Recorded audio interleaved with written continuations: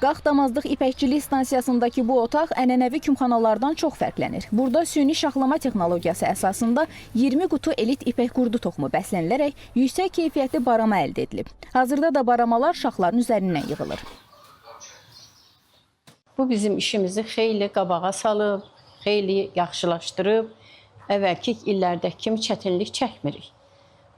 Həm barama təmiz qalır, həm də işimiz yüngül keçir. Buna süni şax deyilir. Üstünü də tül pərdə ilə bağlayırıq. Ondan sonra da aldığımız məhsul da təmiz qalır. Bizim işimiz də rahat olur.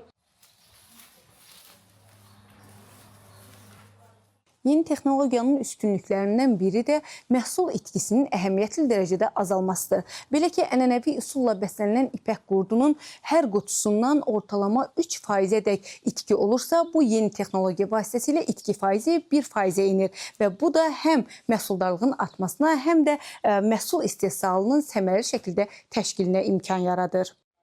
Baramaçılıqda süni şaxlama dedikdə ipək qurdunun barama hörməsi üçün xüsusi konstruksiyalarda yetişdirilməsi nəzərdə tutulur.